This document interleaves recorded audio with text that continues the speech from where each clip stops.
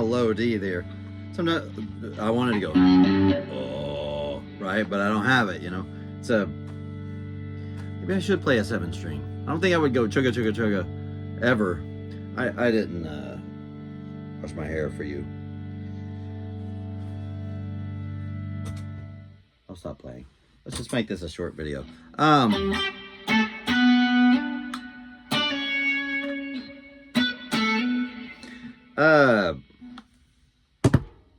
I had a thought. I don't often. So this was kind of exciting. By the way, okay, here's a picture that my 4-year-old drew of me. And besides looking a lot like me, I'm smitten with it, not because it's necessarily because it's by him. I'm sure that's part of it. Or because it looks just exactly like me. Especially with these glasses, actually. My new glasses, this definitely looks like me. Maybe that's what he was getting at. But because this is art, you know? I mean, this is a style unlike anybody else's, you know? And somewhere along the line, most people decide art is something other than mainly doing something different than other people. Or, sorry, not just art. Not art is this thing, but what makes something greater art. I'm routinely insistent is that it's of a different sort than its contemporaries, you know. So it's like this. I was thinking of something. Years ago I was thinking of this. Is Britney Spears better than whatever, you know? I pick something, you know, better than Handel, however you say his name. And obviously not. Obviously, you know, her music, she's far less capable. Her music isn't, you know, is more simplistic. Not that simplicity or complexity is the main thing, but really, if Britney Spears' music had shown up in the 18th century, it would have been just astonishingly brilliant. You know what I mean? Same music, same art. So there's something that's not mainly about the art in itself, in se, as you'd say in Latin. It's not the art in se. It's the art relative to its historical milieu, right? It's the art relative to everything else that's happening. If Toxic had come out in 1720. That would have been a mind-blowing, besides the technical, specifications of it, that would have been impossible. If that had come out, technical specifications, including recorded music, obviously, right? So, but let's suppose it came out in the 1930s when there's recorded music. It would have been just this world-breaking release, right? It would rightly be heralded as a brilliant piece of art. It's the same piece of art, right? But relative to other things that are going on, that's where you see its brilliance or its lack of brilliance, right? Maroon 5 consistently lacked brilliance, right? Why? Because of the utter genericness. I know everybody's going to say but the first album is really baller or whatever. I always get that when I rip on Maroon 5. And the first album, that's the one with Won't Go Home Without You, right? A steaming pile of garbage songs. So I'm just, let's tap the brakes on how brilliant that first album is, just because some of the grooves are cool. And I'll admit, I guess some of the grooves are probably pretty cool. Anyway, so yeah. What makes something art was one of the things that I think, at least in my reckoning, can qualify something as being greater or worse art is its relationship to the other things that are happening, right? Is it very forward looking, right? I've recently been listening to Mum, M-U-M, an Icelandic band. Some of you probably know it. I mean, it's one of the bands that when people heard, not Fantastic Boom sounds nothing like Mum, but some of the people who got into Fantastic Boom would send messages like, "Oh, you should check out Mum. I bet you would like them." And I just never did. I got some Elbows also, some check out Elbow, and I never did. And then last year I checked out Elbow, and I was like, man, it was the takeoff and landing of everything, thanks to one of you. And wow, it's great. It's awesome. And Mum also, I finally checked them out, and looking at the date of it, it's like 2001.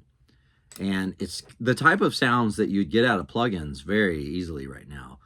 But back then you would have had to earn this sound. And it's the same, it's somewhat similar to an album that I'm always going on about, which is Efterklang's Tripper.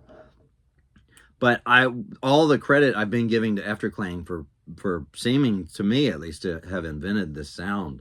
Turns out when I listened to Mum, it's like, okay, maybe it seems Efterklang was listening to Mum, but then evolved it in a way that I actually prefer the sound of. But it's the same basic bit. I showed somebody Justice, the song New Jack. If you haven't checked out Justice, that's a brilliant electronic group duo. The song New Jack, and he was like, "Oh, somebody got Isotope Stutter," and I was like, "Well, actually, look at the date. The reason Isotope Stutter it's more likely that one of the reasons Isotope Stutter exists is this track." Because what is happening in that track, they had to earn in a very difficult way, you know? So anyway, relative to other things that are happening, the distance that you can put between you and it, especially if you can put that distance. So this goes for your playing, this goes for your album making. The distance that you can put between you and other artists, that is arguably your primary bragging right as a musician, as an artist of any type, right? This is art. Because I haven't seen stuff like this. This is awesome. And what's cool is he's drawn drawings of other people, and they're very, very similar. He's got a style which, let's face it, he'll probably lose and replace with some other kind of drawing, or not draw at all. But if there were an adult drawing this, I mean, this is pretty cool, you know? So and I don't make it like, oh, the education system, blah, blah, blah. You know, this sort of they seem like somewhat generic, fumbling, flailing, inchoate rants.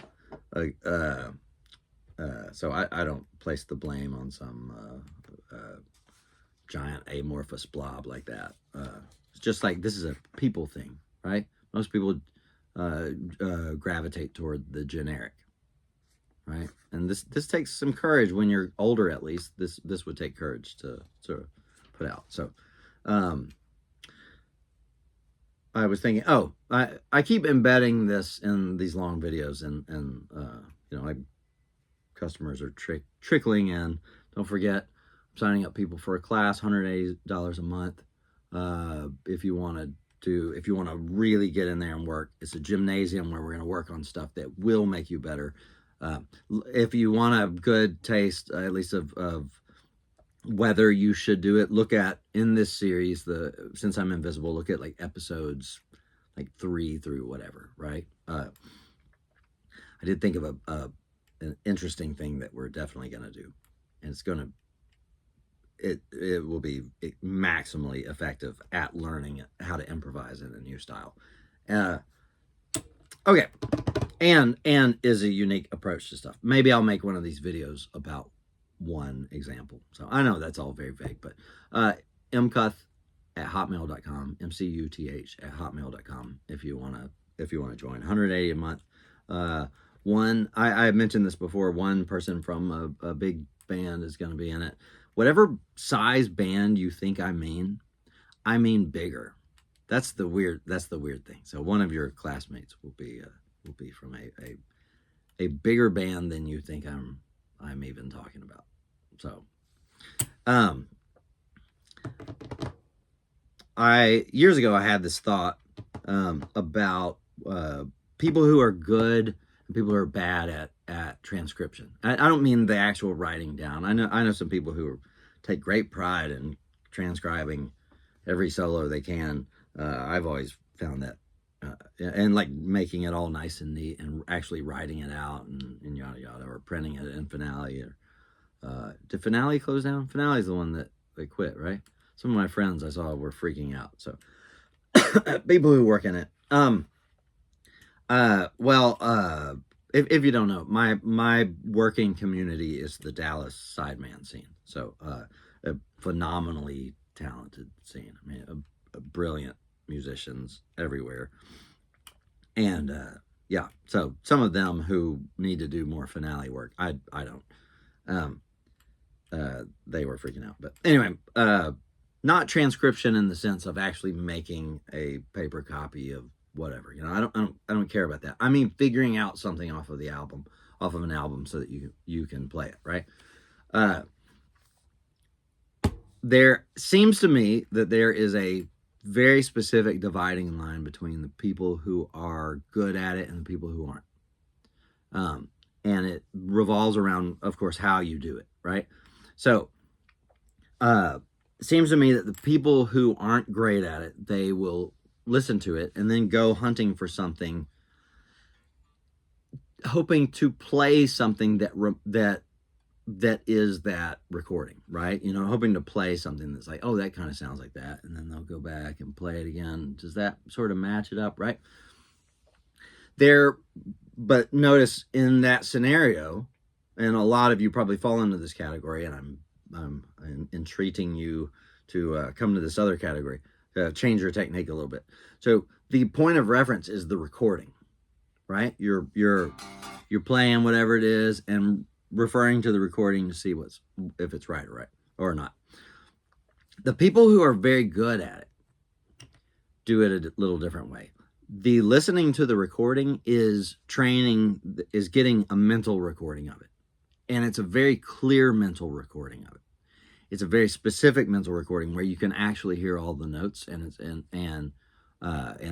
you can hear them all in the right key and everything, right? So the recording in the minds of the people who are good at transcription is very clear. And when they play guitar, they're matching that to this recording, not the recording in the external world, right? That's the difference between if you're great at figuring things out from an album or if you're not. Is what's your point of reference? The recording in the external world, or did that recording only train this recording to where, man, my hair is so whack. I really need a haircut. Maybe I'll do that today. There's a novel idea. So did the people who are good at the recording in the physical world trained their mental recording of it, their memory of it, and the memory of it is very accurate. So much so that when they play it on guitar, what they're doing is listening. They're finding the next note that they can clearly hear in their head. So, I don't know what note that is. There it is. Like I'm listening. I'm looking for this note that I know what it sounds like. Now, by the way, it doesn't involve singing it, right? Because believe it or not, like I feel like I'm quite good at it, but it doesn't mean that the recording in my head can translate to my trachea, right? I'm not, as anybody who's listened to Fantastic Boom, you know, pretty mediocre singer, not really a singer. I think I'm surprised when people say otherwise. I don't know where that comes from. But you know, I don't have chops. I don't have, you know, there's plenty of times where I could maybe hear a note in my head and my trachea doesn't go straight to it. It goes to something else and I got to trace it, you know, I got to bump it up or whatever. Lack of practice, by the way, that's what it is. I don't sit around singing. But the recording in my head is very accurate of whatever it is that I'm playing. So let's say we're figuring out a Charlie Parker solo. The recording in my head is very clear. There's tons of fidelity between it and the actual recording. And as I'm playing and looking for the next note, I can hear that note in my head, and it's the right one. And so when I find it, it's like, yep, that's it, right? Maybe that's not to say you can't then listen to the recording and then make sure. Maybe that adds a little bit of confidence in some cases. I'm not sure, but that's the difference, right? The physical recording can't be your point of contact if you want to be great at this. Now, that obviously raises a further issue. What if you're not good at getting the mental recording, right? Is that something systemic that's permanent, that's as usual. I think there's no way that I think absolutely you can. Let me start that sentence over, because I realize I started with a negative. Maybe you'll think the negative applies to what I'm actually saying. So, as usual, I think that it's something that you can earn through practicing it the right way. It might be. I'd have to think about how you might practice that. Maybe that'll be a later video. But in the meantime, consider this, right? If you're one of the people who has trouble figuring out stuff off of albums, the problem is that it's you and the album, right? Put the album in here. Make sure it's clear. Maybe even, just practice when you're away from it. See how clearly you can hear the album. See how clearly you can hear the details of the album. Obviously that's a bit of a esoteric type of practice, right? But you could also, press play on it. I don't know. We've done this before in this series. We did do us where we were playing. Well, that's not the same thing. Anyway, all right.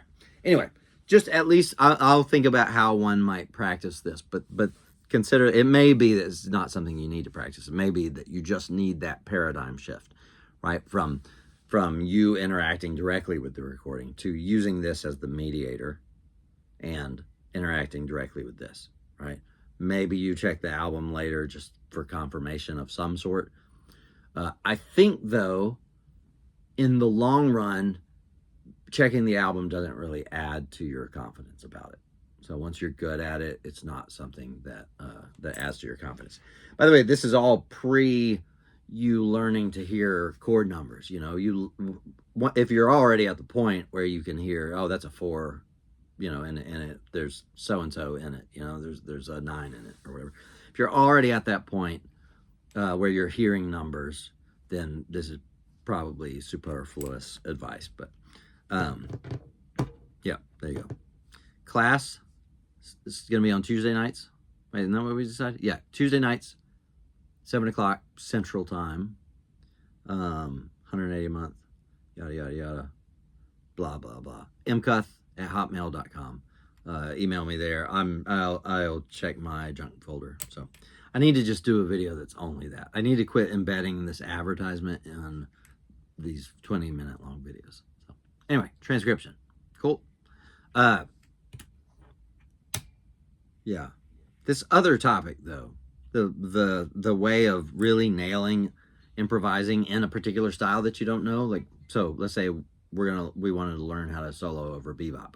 I think I've got it. I think I know how to teach that in a way that other ways don't. But you could apply it to other styles. You could apply it to blues or or an individual person style. I think I could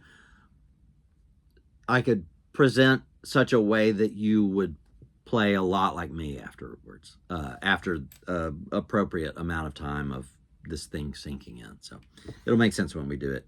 At least we'll definitely do that stuff, weeks of those in the class. Maybe I'll do one of them as a video. So that's it. That's all I got.